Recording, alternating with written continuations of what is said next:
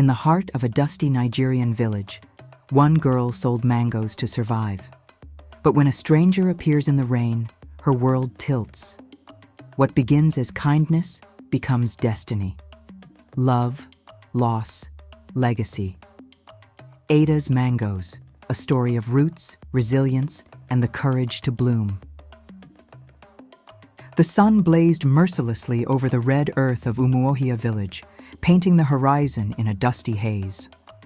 Ada, with a faded wrapper tied tightly around her waist and a tray of ripe mangoes balanced gracefully on her head, made her way to her usual spot by the roadside.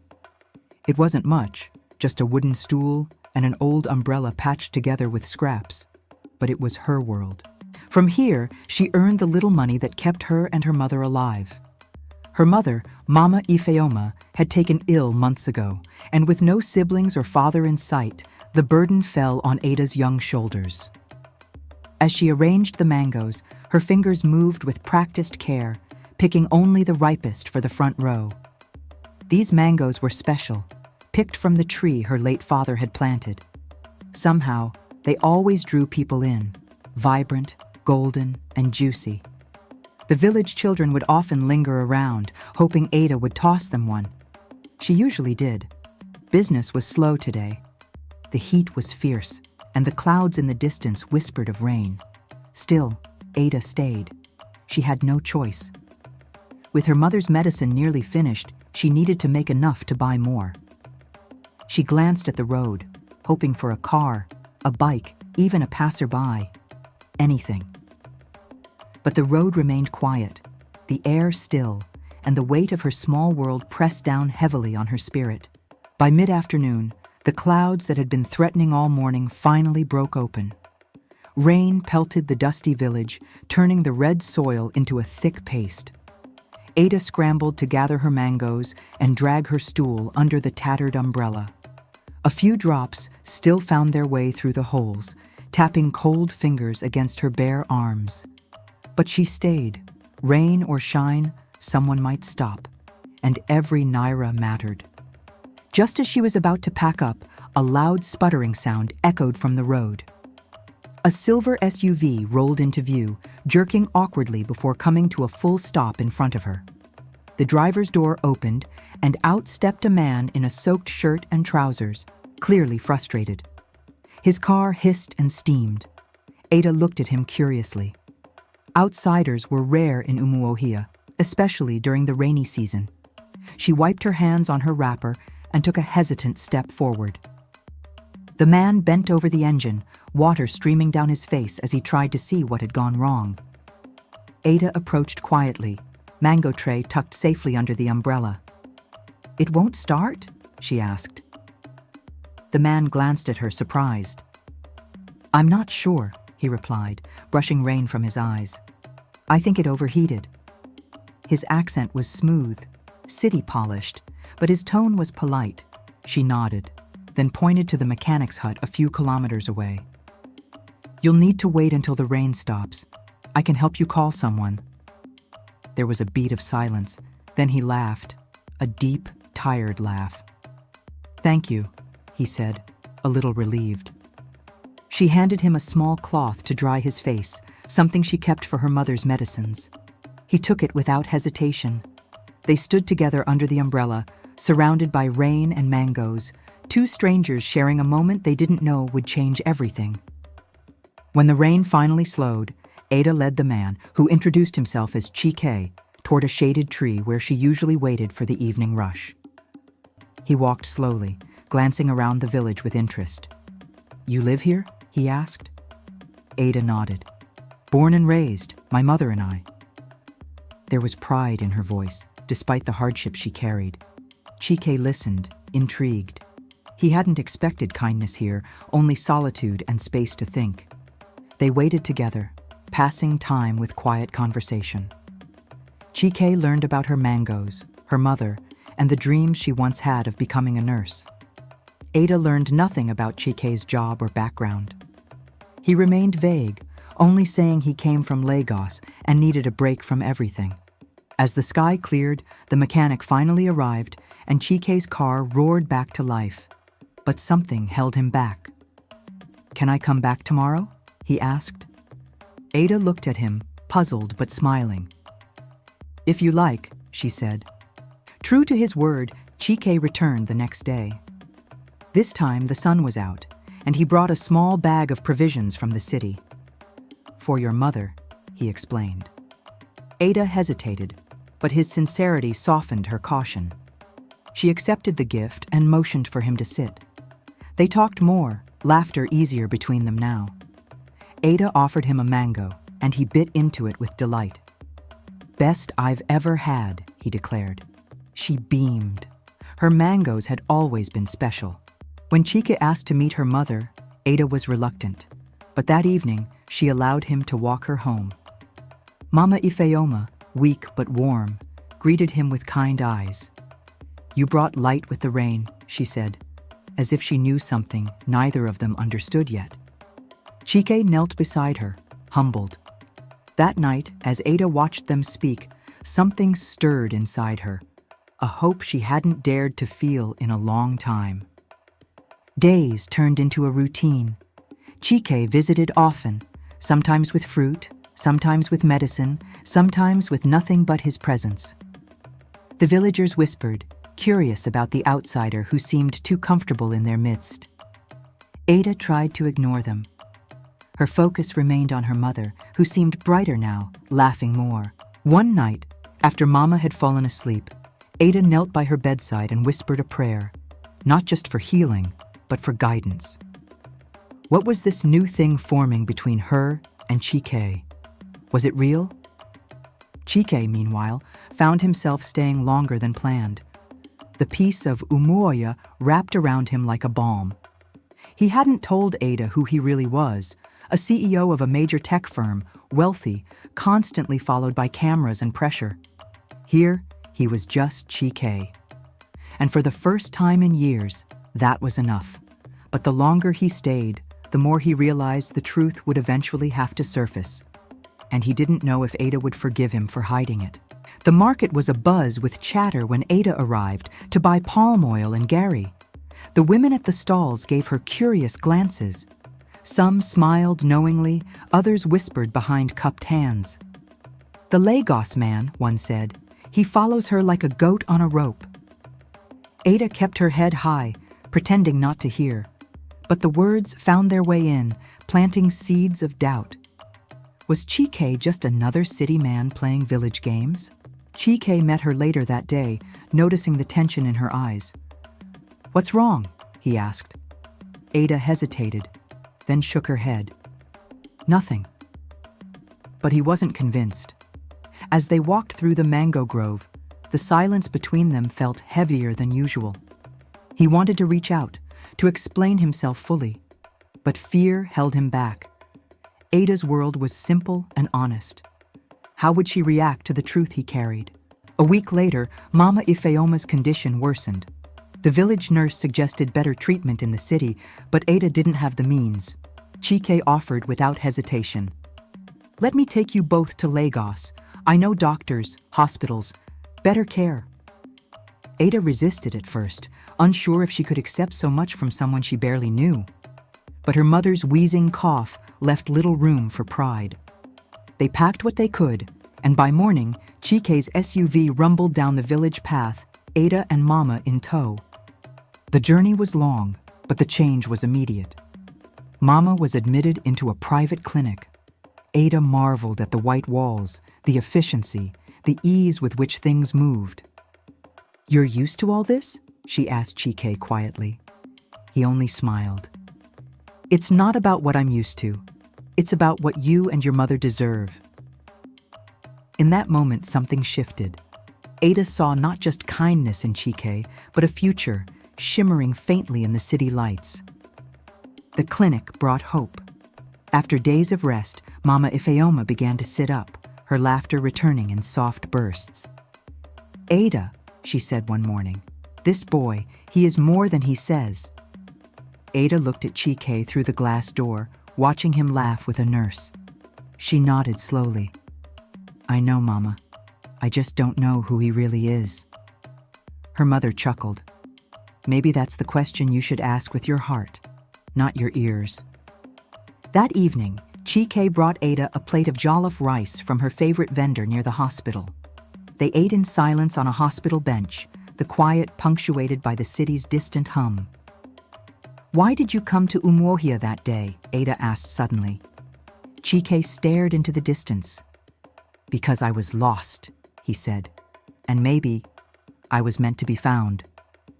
Ada didn't reply, but the warmth in her chest told her the answer mattered more than she realized.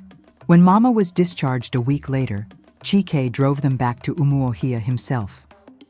The village welcomed them cautiously, still unsure what to make of the man who came and went with such quiet generosity. Ada resumed her mango stand, though her eyes now drifted often to the road, waiting.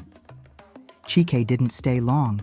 He had business, he said, but something in his voice hinted at more. "I'll come back soon," he promised, pressing a wrapped parcel into Ada's hand before driving off. Inside the parcel was a small leather-bound journal and a phone. On the first page, Chike had written, "For your dreams, so you never stop writing them down." Ada stared at it for a long time. The phone buzzed a few days later. A message, "Miss you already." She smiled, but behind that smile was a question. What kind of man gives such gifts and disappears like the wind? With Chike gone, life in Umuohia resumed its slow rhythm. But nothing felt quite the same. Ada noticed the stares more now. Some were laced with envy, others with curiosity. "Where is your man?" a woman teased in the market. "Did he go back to his real wife in Lagos?" Ada ignored them, but the words stung. She missed Chike more than she expected, not just for the help he gave, but for how he saw her, how he made her feel seen. Mama Ifeoma tried to reassure her. "People talk, Ada. That's their job. Yours is to live." But doubt crept in like shadows at sunset. What if Chike never returned? What if she had imagined the bond between them? She clutched the journal he gave her and began to write. "If you come back, I'll tell you everything I've held inside. If you don't, I'll learn to live with the silence." In a high-rise office in Lagos, Chike sat behind a polished desk, his tailored suit a stark contrast to the dusty roads of Umuohia. His assistant placed a stack of files on the desk. "You've been away a while, sir. Investors are getting nervous." He nodded absently, his thoughts elsewhere. He turned to the window, watching the city buzz below. He hadn't told anyone about Ada. Not even his closest business associates knew what he had found in that little village. And maybe that was the problem.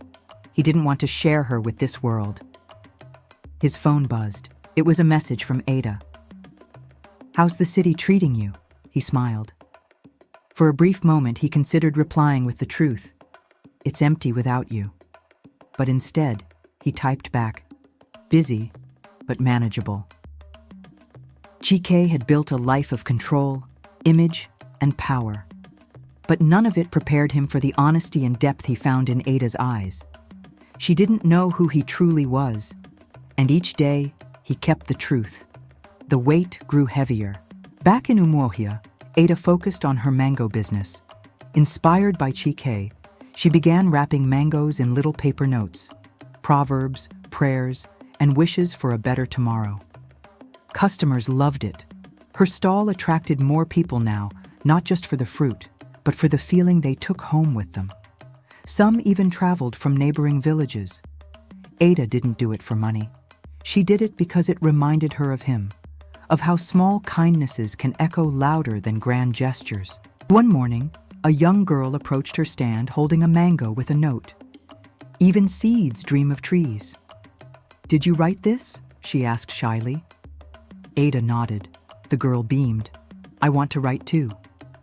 Something stirred in Ada. She gave the girl a notebook from her own bag and said, "Then start today." As the girl skipped away, Ada realized something. Chike may have left for now, but what he sparked in her hadn't dimmed. It had only begun. A heavy downpour rolled over Umuohia one afternoon. Ada quickly packed her mangoes and took shelter under her umbrella.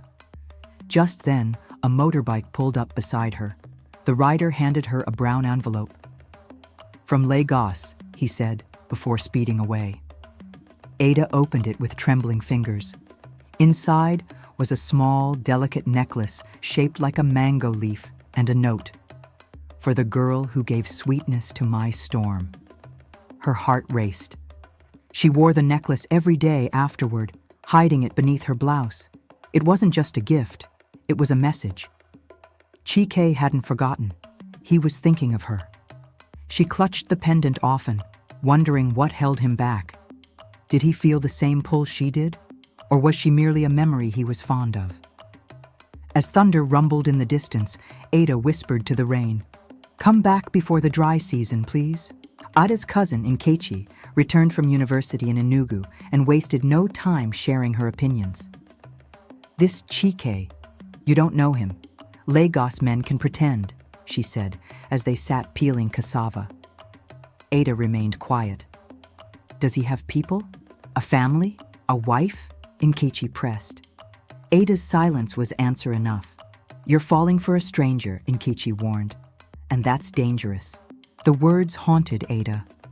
That night, she stared at the stars, the necklace cool against her skin. She had never asked Chike the right questions.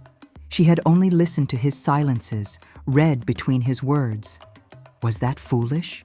Or was love sometimes just a leap into the unknown?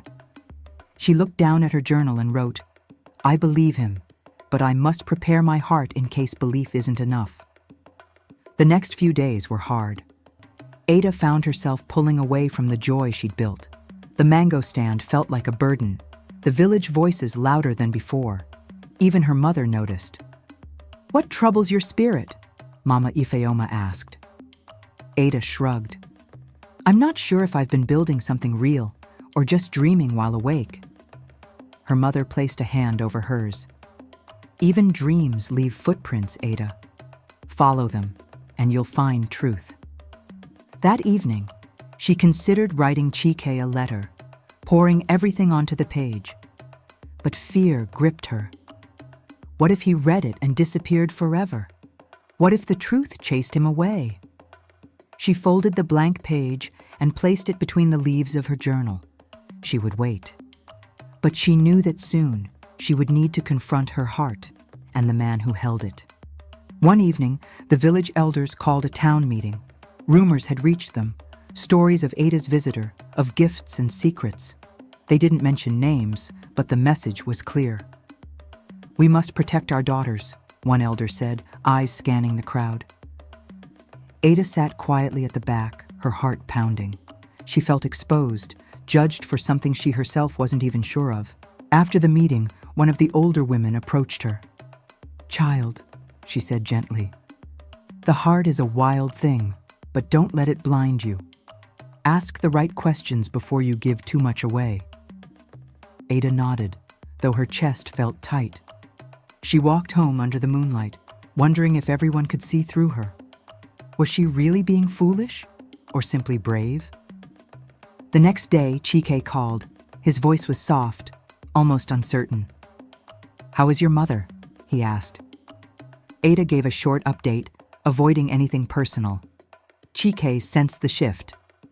"Ada, I want to help you expand the mango business," he said suddenly. "There's land near the stream. I can lease it, build storage, connect you with buyers." Ada was stunned. "Why?" she whispered. "Because you believe in mangoes the way I wish people believed in dreams," he replied. She didn't give an answer right away. That night, she walked to the stream, thinking of her father who once planted the first mango tree, of her mother's strength, and of the boy from the city who offered not just money, but a piece of his future. Was it wrong to want more than just help? Was it wrong to want him? Weeks passed, and true to his word, Chike sent workers to begin clearing the land near the stream. Ada remained cautious but involved. She visited the site daily, supervising, learning. The villagers watched with renewed curiosity. Some admired her. Others whispered, still unsure. But Ada focused on the trees. She chose each seedling herself, marked rows with chalk, and even named the orchard Ifeoma's Hope, after her mother. One morning, while walking the rows, She imagined what life might look like 5 years from now. A mango processing shed, children running between the trees, laughter by the stream. She shook the thought away, embarrassed by her own dreaming. But in her heart, she began to see that this orchard wasn't just a gift, it was a promise. One Chike hadn't spoken aloud, but one that rooted deeper each day. Dark clouds gathered again, this time not from the sky, but from village gossip. Word had spread that Chike was not just a businessman, but a powerful CEO. Photos from a Lagos magazine began circulating, showing him in a suit beside governors and billionaires. "So he lied," someone said at the market. "He's not simple. He came to hide, not to stay." The whispers turned to judgment. Had Ada been used? Was she just a village girl in a fairy tale soon to end? When she confronted her mother, Mama Ifeoma only said, "The truth always finds its way home. Let it come." That night, Ada sat by the window as thunder cracked over the hills. She wasn't angry that Chike was someone important. She was angry that he didn't trust her enough to say it. She stared at her phone, unsure if she wanted to call him or block him forever. As if the storm had seeped into their walls, Mama Ifeoma's health took another sudden turn. She grew weaker by the hour. Ada barely left her side, the mangoes forgotten, the orchard paused. The village nurse did what she could, but they all knew this was different. "Maybe it's time to prepare," she said gently. Ada shook her head. "Not yet. She's all I have." That evening, as Mama drifted in and out of sleep, she reached for Ada's hand. "Whatever happens," she whispered, "don't stop living. Don't be afraid to love, even when it hurts." Ada wept silently. Outside, the rain began to fall again, not in torrents, but in slow, steady drops, as if the sky mourned with her. In the dim light of the room, her mother's words echoed louder than thunder. "Don't be afraid to love." By dawn, Ada knew she couldn't wait any longer. She bundled Mama Ifeoma in warm cloth, called the village driver, and made the difficult journey back to the clinic in the city. The road was rough, and Mama's breathing shallow. At the hospital, nurses rushed her in. Ada sat alone in the waiting area, her fingers clenched around the necklace Chike had given her. For the first time in weeks, she didn't care what he had hidden. She just needed someone to sit beside her. She sent him a single message. "We're at the hospital. Mama isn't well." Minutes passed, then a reply. "I'm on my way." It was after midnight when Chike arrived, breathless, eyes full of worry. He sat beside her in silence, then reached for her hand. She didn't pull away. They sat like that for hours, two souls bound by the fear of loss and the fragile thread of love neither had yet named. Mama Ifeoma stabilized by morning. The doctor gave a cautious smile. "She's strong," he said, "but time is precious now." Ada stood at her bedside, exhausted but grateful. Outside the room, Chike waited. When she joined him, he spoke quietly. "I should have told you everything." She looked at him, uncertain. "Then do it now," she said. And so he did. He told her who he really was, a CEO, a media face, a man burdened by wealth and pretense who came to Umuohia seeking peace, not pity. Ada listened without interrupting. When he finished, she asked just one question. "Did you lie to me, or just forget who you were until I reminded you?" Chike's throat tightened. "I didn't lie. I just didn't want you to treat me differently." She studied his face, then nodded. "Next time, give me the chance to choose the truth too." The next morning, Chike said he had to return to Lagos, just for a few days. "There are things I need to clear, especially now." Ada nodded, her face unreadable. "You'll come back?" she asked.